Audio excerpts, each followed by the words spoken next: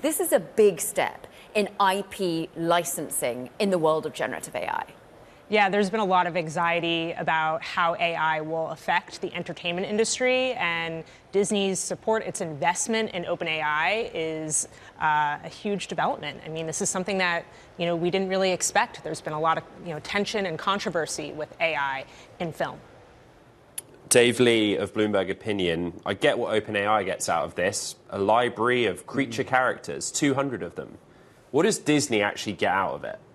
Well, look, I was watching an interview with Bob Iger earlier, and it struck me that he's been in this game a long time, and I think he's actually got a very good deal. I think he's gone to OpenAI and he said, your Sora app, which people are using, is only fun when you use, essentially, without deals, stolen material, IP from other companies, whether it's Disney or Nintendo or even the Premier League.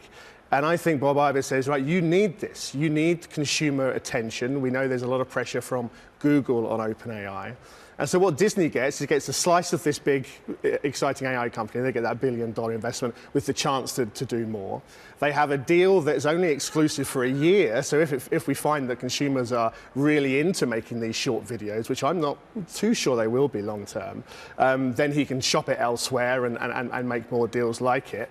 And he also gets to go to Google and say, look, OpenAI have made a deal, so now you should do as well, because that's how this is going to run from now on. So I think, honestly, I think Bob Iger has shown his experience here and made a very smart deal indeed.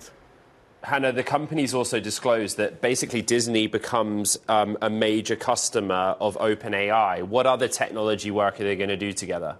Yeah, I mean, it's great that they get to use these OpenAI tools. They will be able to give access to ChatGPT to their employees. But I think what we can see from this is just the beginning, that there could be more down the line. What's really interesting, Dave, is we've heard in the same breath Bob Iger really confirming that he's sent a cease and desist to Google. We know that they've been litigious about their IP when it comes to Mid-Journey, when it comes to Chinese generative AI opportunities. Are we then, after this year of exclusion, just going to see a whole myriad of deals being done? And what will Hollywood and creatives think about it? I mean, there's two sides to it, isn't there? I mean, I think, yes, there'll be deals done, or at least there'll be attempts and maybe more lawsuits instead if the deals aren't made. You will see this increased uneasiness, and we're already seeing out of Hollywood of people saying, well, what's Disney's end game here if they're going to start using OpenAI's technology? I think this is, if anything, quite a troubling development for the AI companies, because, if OpenAI is going to have to give away $1 billion of its firm to all these people who want intellectual property, well, then there's not going to be enough of the company to go around. And, I have to think to myself, if you're someone who's backing OpenAI, you're thinking, okay, we've got Mickey Mouse, he's not allowed to talk, probably, and they're going to be short clips. Is this really getting us to super intelligence? Like, is this an important part of that? I don't see it personally. I feel quite cynical about this entire deal, I have to say. But there's a lot there that I think is troubling for AI companies looking to do some of the same things next year. Dave, just real quick, that's what I'm trying to understand. Who has the balance of power here? Which side needs the other more?